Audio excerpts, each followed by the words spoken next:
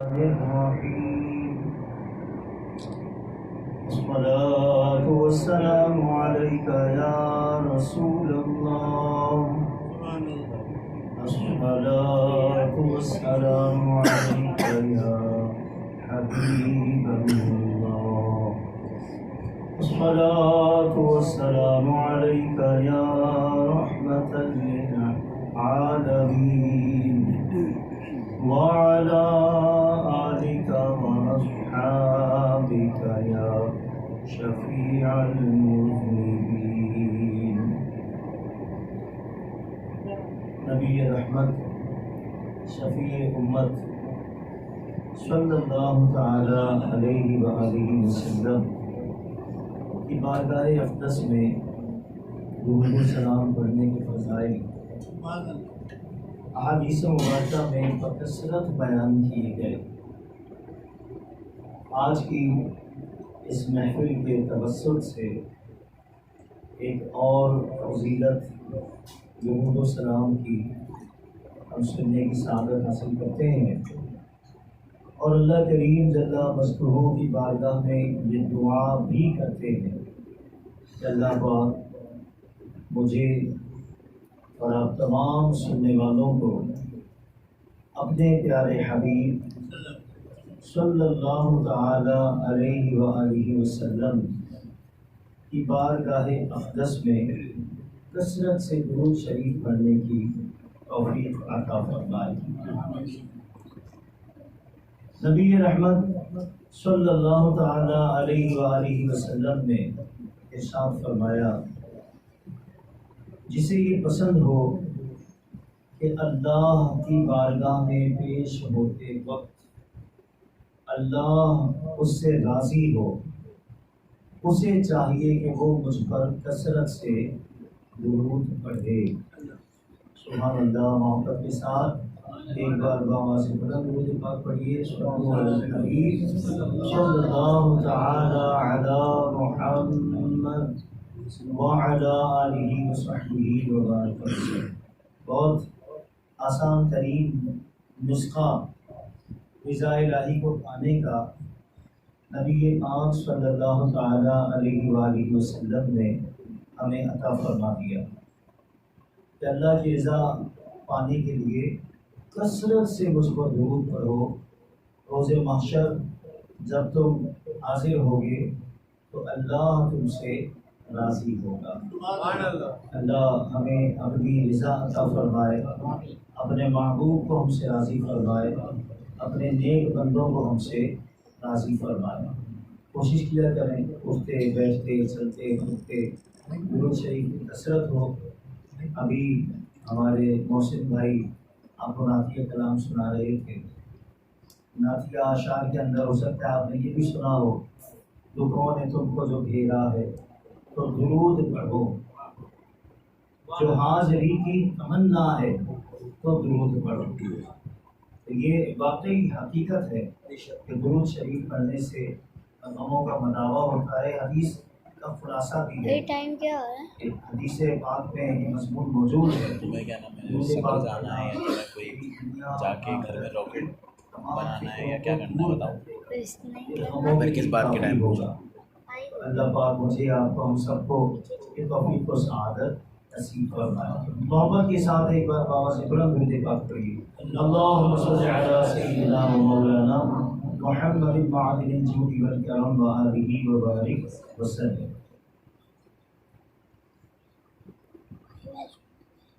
آپ نے دیکھا ہوگا کہ ہمارے گھروں میں اللہ کا پاک کلام قرآن مجید فرقان حمید جو اپنی برکتیں لٹا رہا ہوتا ہے، وہ عموماً ہمارے گھر کی خواتین اس کے لیے ایک کپڑے کا جزدان بناتی ہیں اور اس جزدان میں لپیٹ کر ہم قرآن پاک کو رکھتے ہیں. بچے بعض اوقات مدرسہ پڑھنے جاتے ہیں تو قاعدہ سپارہ جزدان میں لپیٹ کر لے جاتے ہیں، ہے نا؟ ہم نے دیکھا ہوگا. اچھا یہ بھی دیکھا ہوگا کہ کبھی بچہ مثال کے طور پہ مدرسے ایک سپارہ لے کر جزدان میں گیا تھا اور واپسی آنے پر وہ اپنی والدہ کو، اپنی امی کو، اپنی مما کو بتانے لگا کہ آج میں نے قاری صاحب کو سبق سنایا تو قاری صاحب نے مجھے بڑی شاباش کی ہے، اور دیکھیے امی میں نے یہاں پہ سبق سنایا تھا۔ جب وہ سپارہ نکالنے لگا تو جزدان اس کے ہاتھ سے چھوٹ کے زمین پہ گر گیا۔ اب جب جزدان زمین پہ گرا تو کیا ہوگا؟ جزدان گرے گا تو ہم کیا کریں گے؟ فوراً سے اسے اٹھائیں گے، ہے نا، اور اٹھا کے کیا کریں گے؟ چومیں گے، آنکھوں سے لگائیں گے، اللہ کی بارگاہ میں توبہ بھی کریں گے۔ ارے بھائی یہ کپڑا ہے، کیوں چوم رہے اس کو؟ یہ تو کپڑا ہے، آپ اس کو کیوں چوم رہے ہیں؟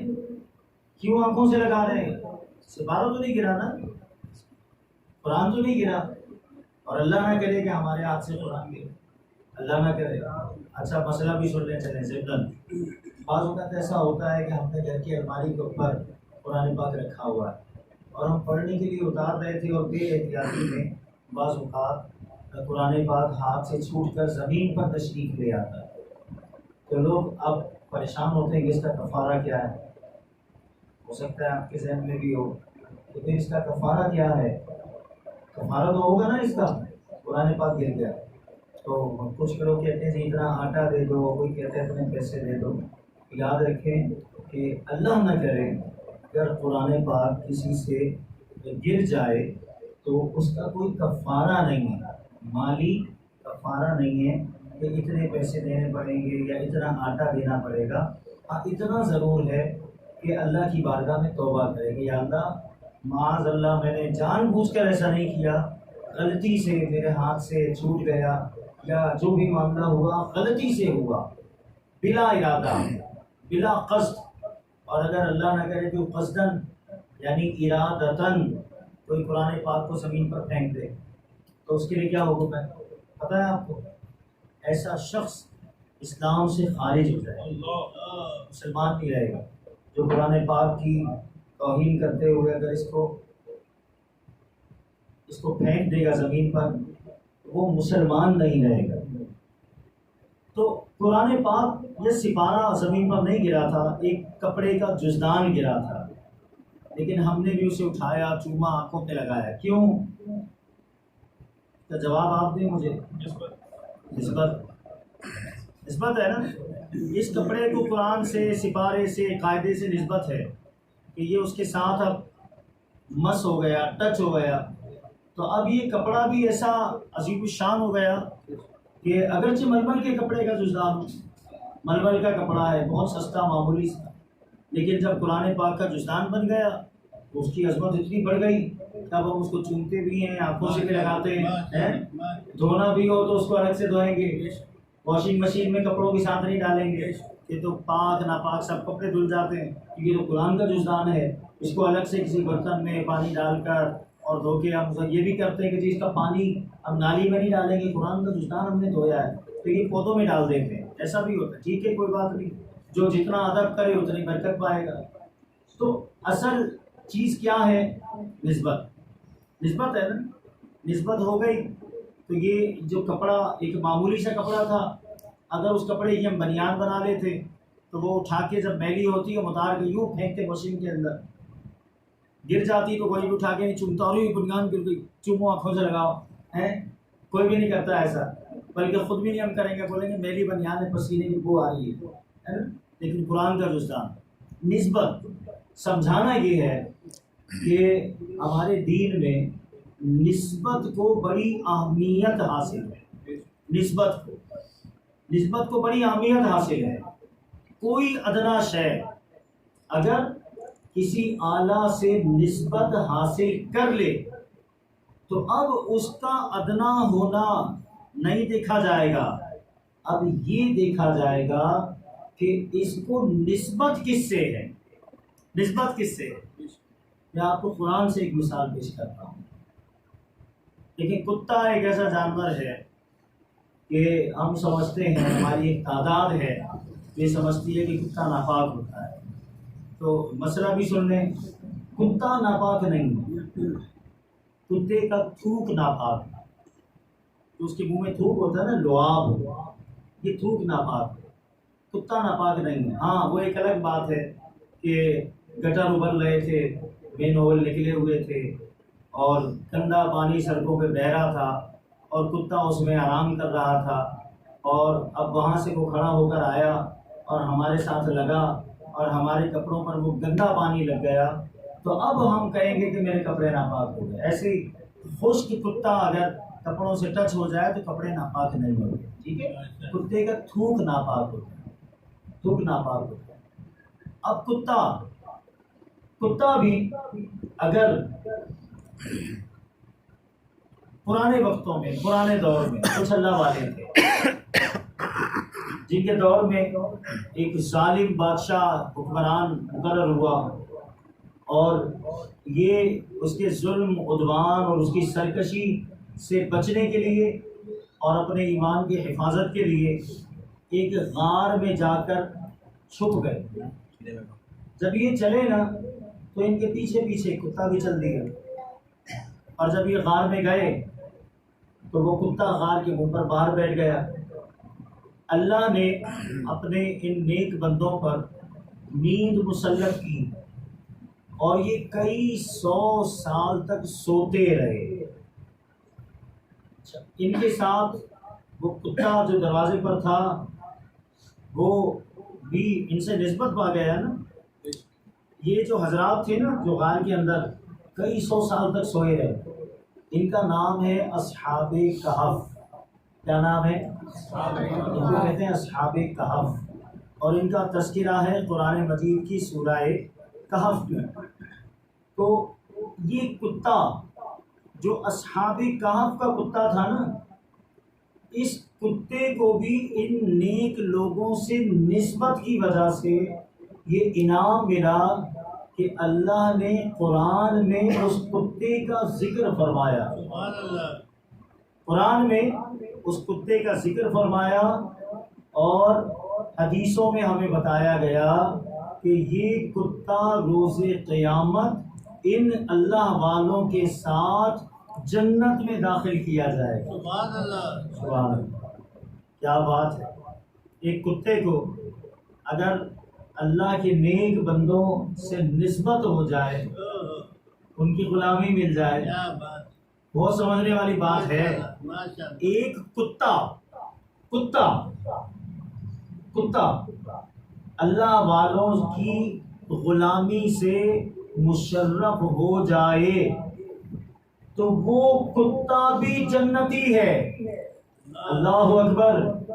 جب ایک کتا اللہ والوں کی غلامی سے مشرف ہونے پر جنتی بن سکتا ہے تو وہ حضرات جنہیں ہم حضرات صحابہ کہتے ہیں اور جن کو اللہ نے امام الانبیاء کی غلامی سے مشرف کیا ہے، ان کے جنتی ہونے میں اگر کسی کو شک ہو تو پھر ہم اس کو مسلمان نہیں کہیں، پھر وہ مسلمان نہیں ہے، پھر وہ مسلمان نہیں ہے نا بات؟ سیدھی سی بات ہے۔ وہ حضرات جنہوں نے براہ راست امام الانبیاء کی زیارتیں کی ہیں، سبحان اللہ۔ آپ دیکھیں، میں آپ کو ایک اور بات بتاؤں، اگر کوئی شخص قسمت چمکی ہماری اور ہمیں مدینے کا بلاوا آ گیا، دعا کریں کھل جائیں، راستے ہمارے لیے کھل جائیں اور بحالی ہو ہمارے لیے بھی۔ وہاں اہل حجاز کی بھی تو بحالی ہو گئی، جو مکے مدینے ہیں وہ تو حرم میں جاتے ہیں، لیکن ابھی باہر والوں کے لیے بحالی نہیں ہے، تو دعا کریں کہ اللہ کرے ہمارے لیے بھی بحالی ہو اور ہم بھی مکے مدینے جائیں۔ تو ہم مکے گئے اللہ کی رحمت سے، اور ہم ایک دن میں کئی طواف کرنے چلے، یوں کر لیں پورا دن پوری رات طواف کیا۔ 15 دن مثال کے طور پہ مکے کے تھے اور 10 دن مدینے کے تھے، تو 15 دن مکے میں رہے اور کھانے پینے اور نماز پڑھنے کے علاوہ کوئی کام نہیں کیا، نہ نیند میں نہیں لی، چلو بس طواف ہی کرتے رہے، کعبے کا طواف ہی کرتے رہے۔ کتنا ثواب ملا نا! یہ ثواب کو کوئی اندازہ لگا سکتا ہے؟ اگر اللہ کی بارگاہ میں قبول ہو جائے اس کا یہ عمل، اس کے ثواب کا اندازہ ہے کسی کو؟ کتنا ثواب اس کو ملے گا، کتنی نیکیاں اس کو ملیں گی۔ تو کیا ایسے شخص کو ہم صحابی کہہ سکتے ہیں؟ صحابی کہیں گے؟ کسی نے 100 سال مکے میں اپنی زندگی گزاری، 100 سال زندگی کے مکے میں گزارے، اس طرح کی کعبے کا طواف کرتا رہا، کوئی نماز اس کی قضا نہ ہوئی، دن میں روزے رکھتا تھا، راتوں کو قیام کرتا تھا، کعبے کا طواف کرتا تھا، 100 سال ایسے گزارے، کیا اس کو صحابی کہہ سکتے ہیں؟ نہیں کہہ سکتے۔ نہیں کہہ سکتے ہیں؟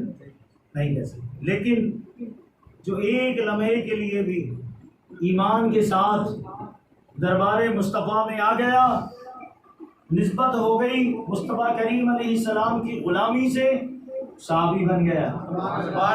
اب مرتبہ کتنا بلند ہو گیا صحابی کا، کتنا بلند مرتبہ ہے پتہ صحابہ کا، مذاق سمجھتے ہیں صحابہ کو، بہت بڑی شانیں، ہم ان کے قدموں کے نیچے آنے والی دھول کے برابر بھی نہیں ہیں، ان کے قدموں کے نیچے آنے والی دھول کے برابر بھی نہیں ہیں۔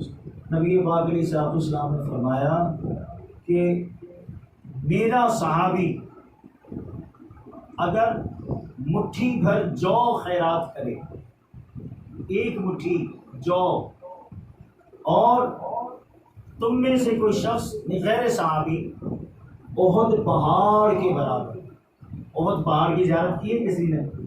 جو مدینہ گئے ہیں انہوں نے کی ہے۔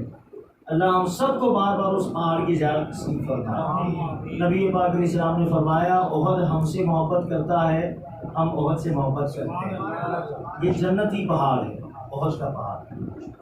فرمایا تم میں سے کوئی احد پہاڑ کے برابر سونا خیرات کرے اور میرا صحابی ایک مٹھی جو خیرات کرے، تب بھی تم میرے صحابی کے مرتبے کو نہیں پہنچ سکتے۔ اتنی بڑی بات ہے، اتنی بڑی بات ہے، صحابہ کے مرتبے کی کیا بات ہے، کیا شان ہے، سبحان اللہ۔ مشکات شریف میں حدیث ہے، نبی پاک علیہ السلام نے قیامت تک آنے والے اپنے غلاموں کو فرمایا، حضور کو اللہ نے علم عطا فرمایا، حضور ما کان وما یکون، جو ہوا اور جو قیامت تک ہوگا اللہ کی عطا سے سب جانتے ہیں۔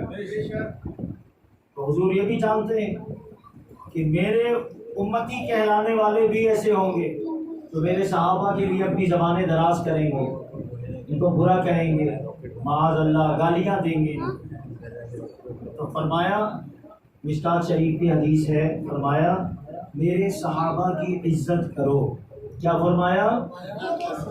میرے صحابہ کی عزت کرو۔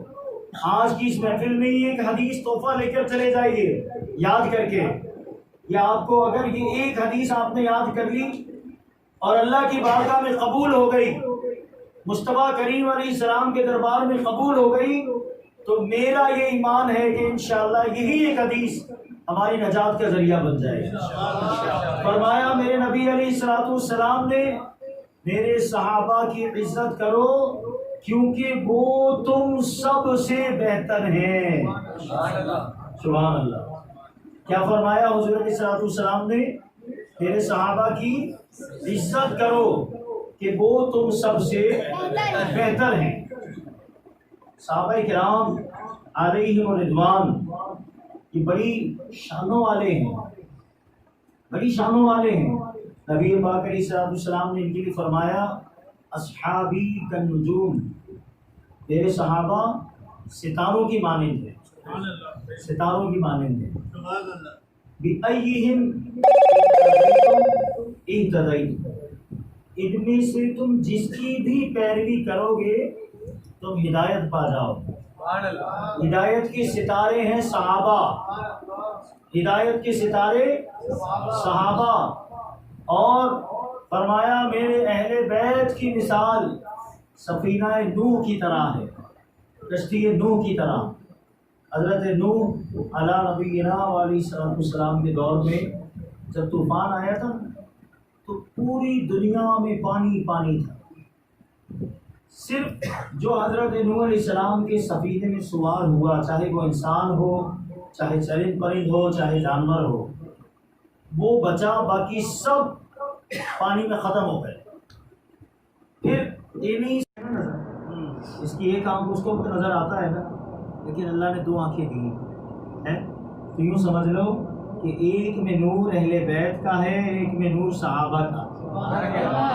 دونوں ضروری ہیں، دونوں کی محبت ہمارے لیے ضروری ہے۔ اگر ہمارا سب کے ساتھ ان سے الفیت ہے تو بخشش کا سوال آنے اللہ کی رحمت، سبحان اللہ، صحابہ سے بھی محبت ہے، اہل بیت سے بھی محبت ہے، تو پھر انشاءاللہ بیڑا پار ہے، سبحان اللہ، بیڑا پار ہے اللہ کی رحمت اللہ سے۔ آپ کے سب کی زبان مبارک۔ آمین آمین۔ اللہ ہمیں یہ دعا کیا کریں کہ اللہ ہمیں محبوب کے صحابہ کی بھی محبت عطا فرمائے اور محبوب کے اہل بیت کی بھی محبت نصیب آمین فرمائے۔ آمین۔ اہل بیت اطہار کی محبت بھی ضروری ہے۔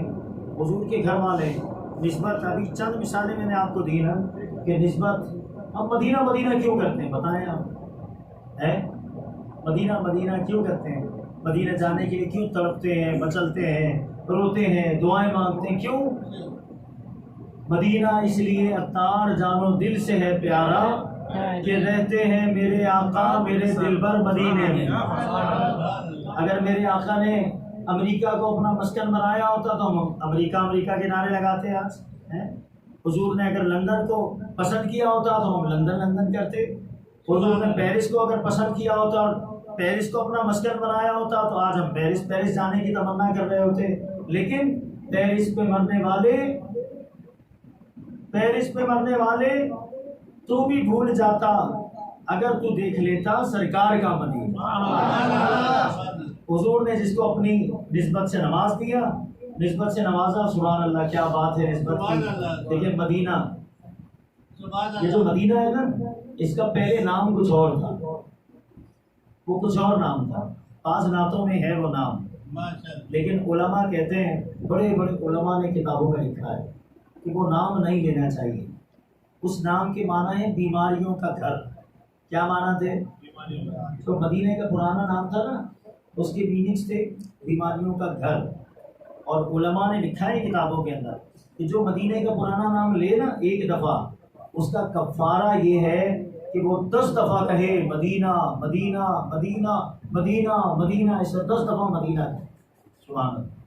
حضور جب یہاں آئے تو اس کو جو پرانا نام تھا اس کو مدینہ بنا دیا۔ پہلے نام کے مطلب تھا بیماریوں کا گھر۔ حضور آئے تو نبی پاک علیہ السلام کے آنے سے اس مدینے کی خاک میں بھی شفا ہو گئی، خاک میں بھی شفا ہو گئی، نسبت مل گئی نا مدینے کو مصطفیٰ کریم علیہ السلام سے، مدینے کو نسبت۔ تو اہل بیت کو کیسی نسبت ہے؟ اہل بیت کو، ان کی تو رگوں میں مصطفیٰ کریم علیہ السلام کا خون ہے نا۔ میدان کربلا میں امام علی مقام رضی اللہ تعالیٰ عنہ کے شہزادے تھے نا، علی اکبر رضی اللہ تعالیٰ عنہ، انہوں نے یزیدیوں کے سامنے لڑنے سے پہلے خطبہ دیا تھا۔ پہلے کی جو لڑائیاں ہوتی تھی فیس ٹو فیس ہوتی تھی نا، ایک کے مقابلے پر ایک، تو رکس پڑھے جاتے تھے، ایسے شعر پڑھتے تھے میدان میں آ کر لڑائی کرنے والے کہ سامنے والے کو جوش آئے اور وہ لڑنے کے لیے آئے میدان میں۔ تو حضرت علی اکبر رضی اللہ تعالیٰ عنہ جو امام حسین کے شہزادے ہیں، انہوں نے جو شعر پڑھے تھے نا میدان میں آ کر، اس کا خلاصہ بھی یہی ہے، اسی طرح کا ہے۔ اے گروہ اشقیاء، اے بدبختو، اس آسمان کے نیچے اور زمین کے اوپر مصطفیٰ کریم علیہ السلام سے سب سے قریبی تعلق ہمارے علاوہ پوری روئے زمین پر اور کسی کا نہیں ہے۔ کیوں؟ اس لیے کہ ہماری رگوں میں مصطفیٰ کریم علیہ السلام کا خون۔ ان کو تو حضور سے کیسی نسبت ہے۔ حضور ابھی دنیا میں ہم دیکھتے نہیں کہ اگر مجھے محسن بھائی اچھے لگتے ہیں، ان سے محبت ہے، میری دوستی ہے، کہ اگر اپنی گود میں اپنا بچہ اٹھا کے لائیں گے تو ان کے بچے کو بھی پیار کروں گا نا، یا نہیں کروں گا؟ ارے ماشاء اللہ بہت پیارے بیٹا، جیب سے پیسے بھی نکال کے ہاتھ پہ رکھ دیں گے۔ کیوں بھائی؟ کیونکہ ہمیں محسن بھائی سے محبت ہے، تو ان کا بچہ بھی ہم کو اچھا لگ رہا ہے۔ سمجھ میں آ رہی؟ تو جس کو نبی سے محبت ہو اس کو علی سے محبت نہ ہو، یہ کیسے ہو سکتا ہے؟ جس کو نبی سے محبت ہو اس کو فاطمہ سے محبت نہ ہو، یہ کیسے ہو سکتا ہے؟ جو نبی سے محبت کا دعوے دار ہو اور حسنین سے محبت نہ کرتا ہو، یہ کیسا محبت کرنے والا ہے بھائی؟ کہ نبی سے تو محبت ہے، اور نبی نے جن کو فرمایا کہ یہ دنیا میں میرے بیٹے ہیں، یہ میرے پھول ہیں. اور پھول کو کیا کرتا ہے؟ اگر آپ کو کوئی گلاب کا پھول دے تو آپ کیا کریں گے؟ سب سے پہلا کام سونگیں گے اس کی خوشبو. اچھی لگتی ہے نا پھول کی خوشبو؟ گلاب کی خوشبو کتنی پیاری لگتی ہے. اب ہمیں اگر کوئی گلاب کا پھول دے ہاتھ میں تو ہم فوراً یہاں لا کر سونگیں گے اسے. بہت اچھی خوشبو، پھول کی خوشبو اچھی. حضور نے فرمایا دونوں میرے پھول ہیں، تو حضور ان کو سونگا کرتے تھے. حسنین کو سبحان اللہ سونگا کرتے تھے. فرمائے یہ میرے بیٹے ہیں جن کو حضور نے اپنا بیٹا فرمایا ہو. ان کی شان کا عالم کیا ہوگا؟ تو اہل بیت کی محبت بھی ہو، صحابہ کی محبت بھی ہو، اور ان کو جو اللہ نے شانیں دی ہیں ان شانوں کو ہمیں دل و جان سے تسلیم کرنا ہے. اللہ مجھے آپ کو ہم سب کو اپنے محبوب کے صدقے میں محبوب کے صحابہ کی، محبوب کے اہل بیت کی سچی اور کامل محبت عطا فرمائے، اور ان کی محبت کے اظہار کی جو سب سے بہترین صورت ہے نا، محبت ہے تو اس کا اظہار کیسے ہو؟ ہمارے عمل سے. دیکھیں ایک تو صرف نعرے لگانے، اور ایک یہ ہے کہ مجھے حضرات صحابہ اور حضرات اہل بیت علیہم رضوان کی مبارک زندگیوں سے درس کیا مل رہا ہے. انہوں نے تو دین کے لیے، نماز کے لیے، شریعت کے لیے اپنی جانیں قربان کر دی ہیں، اور ہم ان کے نام پر شربت پی کے، نیازی کھا کے، ڈکار مار کے گھر پہ جا کے سو جائیں اور نماز کا ہمیں پتہ ہی نہ ہو. تو ہم کیسے صحابہ کے ماننے والے اور کیسے اہل بیت کی محبت کا دم بھرنے والے. تو جو ان حضرات نے عمل کیا نا وہ ہمارے لیے درس ہے. اللہ مجھے، آپ کو، ہم سب کو صحابہ اور اہل بیت کے نقش قدم پر چلتے رہنے کی توفیق و سعادت نصیب فرمائے. ان کی سچی غلامی عطا فرمائے، ان کی سچی محبت عطا فرمائے. ان کے فیضان سے اللہ ہم کو مالا مال فرمائے، اور سب کو اللہ نمازی بنائے. ہم سب 5 وقت کی نماز پڑھنے والے بندے. امام علی مقام رضی اللہ تعالیٰ عنہ نے نماز کی حالت میں جان دی. امام علی مقام رضی اللہ تعالیٰ عنہ نے نماز نہیں چھوڑی. کہ ہم پر تو ذرا سی کوئی ٹینشن مصیبت گھر میں آ جائے تو ہماری نمازیں چھوٹ جاتی ہیں. اور یہ بھی تو دیکھیں، بیٹے، بھتیجے، بھانجے، بھائی، باری سب قربان. لیکن آپ کسی کتاب میں ایسا نہیں پڑھیں گے کہ امام حسین کی کوئی نماز قضا ہوئی ہو. کربلا کے اندر جنگ میں نماز قضا نہیں ہوئی، حتیٰ کہ جب اپنی جان قربان کی تو اس وقت بھی یزید سے فرمایا ٹھہر جاؤ، تو میرے خون کے پیاسے ہو، میرے خون سے اپنا دامن رنگ لو، لیکن جمعے کا وقت ہے، مجھے نماز پڑھنے. نماز پڑھی اور سجدے کی حالت میں اپنا سر تن سے جدا کروایا. شمشیر بکف قاتل ہو کھڑا اور کوئی رہے سجدے میں پڑا. کوئی سجدے میں ہو اور تلوار ننگی لے کر دشمن سر پہ کھڑا ہو، شمشیر بکف قاتل ہو کھڑا اور کوئی رہے سجدے میں پڑا. کہتی ہے زمین کرب و بلا، اس شان کا سجدہ کھیل لیں، اس شان کا سجدہ کھیل لیں. اللہ امام علی مقام کے اس آخری سجدے کا صدقہ ہمیں عطا فرمائے کہ ہم ایسے نمازی بنے کہ اللہ کرے ہماری کوئی نماز کبھی قضا نہ ہو، کوئی نماز کبھی قضا نہ ہو. اللہ ہم سب کی یہ حاضری، یہ التجائیں، یہ دعائیں اپنی بارگاہ میں قبول فرمائے. آمین بجاہ النبی الامین صلی اللہ تعالی علیہ وآلہ وسلم. صلو علی الحبیب صلی اللہ علیہ وسلم.